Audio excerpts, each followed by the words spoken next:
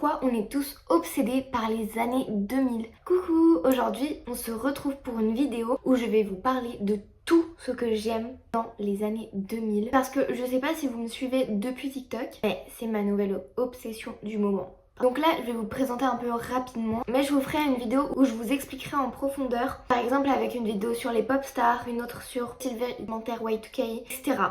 Parce que là, les années 2000, elles reviennent en force. Et il y a énormément de choses que j'aime. Surtout quand ma maman, elle me raconte cette époque, j'ai tellement envie d'y être en fait. Je suis née dans la mauvaise génération ou quoi? Enfin bref, ça devait être banger de vivre son adolescence dans ces années-là. Du coup, en premier, ce que j'aime trop, c'est le style vestimentaire Y2K, un peu vintage. Ils mettaient beaucoup de velours, de satin et de strass. Ça shinait. Mais ils en mettaient absolument partout. Ils mettaient grave aussi des grandes hugs comme ça. Et surtout, le minimalisme n'existait pas. C'était un peu l'era too much. Et aussi, j'aime tellement les téléphones à clapet. Genre, quand les filles dans les films, elles faisaient... Et aussi les appareils photo numériques. Je trouve ça tellement stylé pour faire des photos. Et après, en deuxième, ce que j'aime, l'esthétique un peu paparazzi. Vous savez, avant, ils prenaient plein de photos des stars de l'époque. Avec le flash bien blanc, bien pour t'aveugler. Et bref, ça faisait des photos ultra stylées. Que maintenant, les gens, ils essayent de reproduire sur TikTok.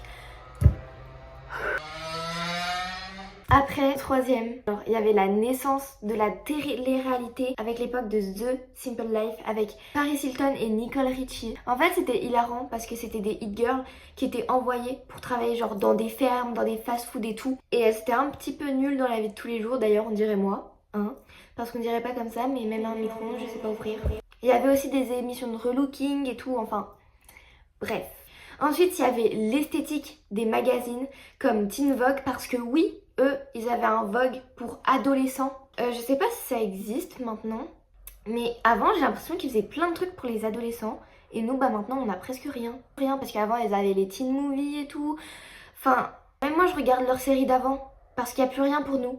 On fait comment? Comme magazine, il y avait aussi Fan 2, Star Club, il y avait plein d'autres choses, mais maman, elle me racontait l'excitation d'aller acheter ou même d'avoir des posters de tes stars préférées comme Selena Gomez, Mary-Kate et Ashley, Amanda Bynes, etc. Il y avait plein d'autres icônes comme ça, mais je peux pas toutes les citer sinon la liste elle est comme ça. Et sur ces magazines-là, il y avait tous les potins des stars. Maintenant, on peut tout savoir grâce aux réseaux sociaux, mais eux, ils savaient pas.